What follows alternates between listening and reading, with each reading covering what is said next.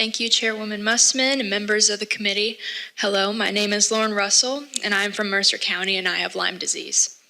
6 years ago, I came to the Capitol to share my story to the 100th General Assembly, and because of your support, we passed the Lauryn Russell Lyme Disease Prevention and Protection Law, which was the state's first critical step.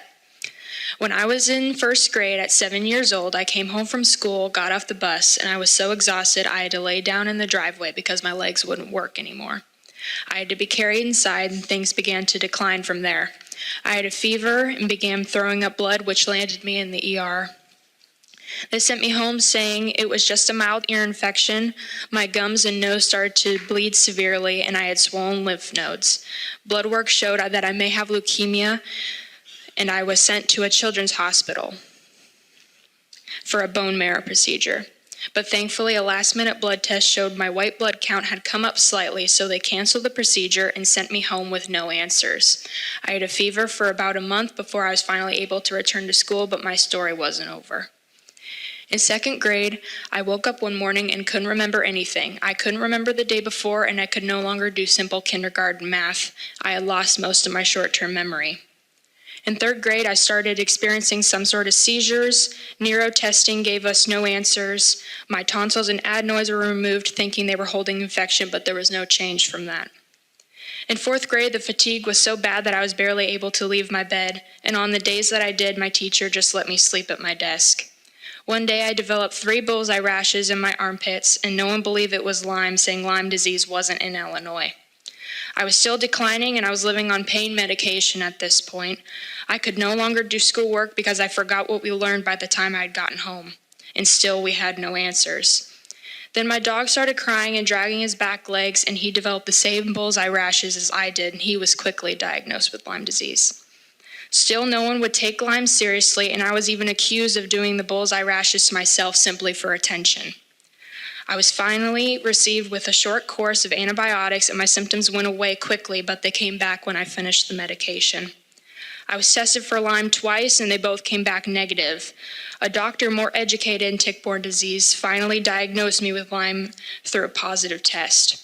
I was undiagnosed for 3 years. I have seen 16 doctors and was in treatment for 4 years. I lost most of my childhood because of this disease. No one should have to suffer like I did or so many in Illinois like me.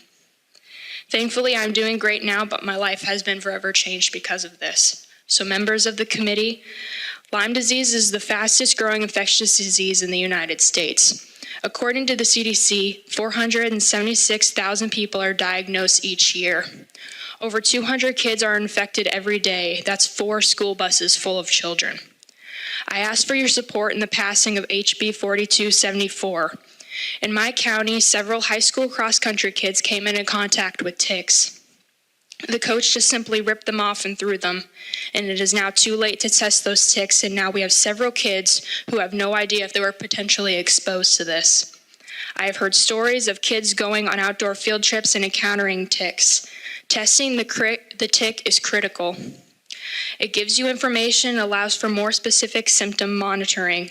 Also, it is much easier and cheaper to test a tick for potential infections than it is for people.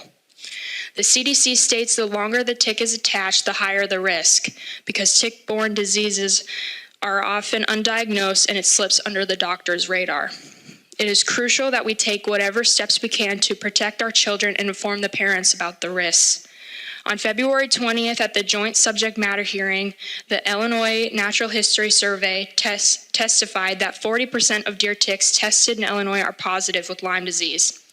Northern counties tested have a much higher infection rate at 50% or higher. Southern Illinois counties have tested other tick-borne pathogens like tidewater fever, and Rocky Mountain spotted fever, which have a high risk of death if not treated quickly. Some of the pathogens transmit much faster than Lyme, some as quick as 15 minutes. We are at a critical point here in Illinois. We have to start being proactive and not reactive. HB 4274 is just that. It sets up a plan in place in the event that it is needed. Lyme disease is real and can be a very serious, debilitating disease, and you can take it from someone who's lived with this for 11 years. My story could just as easily be another child's story if we don't do something. That is the last thing any of us here want to happen. We must get a statewide plan in place because kids' health should be our main priority. So House members, in closing, I want to thank you for all that you've done for Lyme patients these past 6 years. Thank you for listening, and please support HB 4274. Thank you. Thank you for that well thought out testimony and for sharing such a personal story. We're glad you've made so much progress.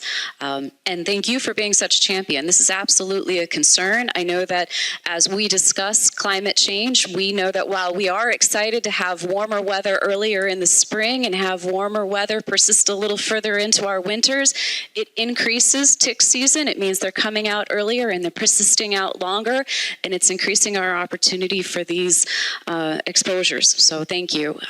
Do we have anyone?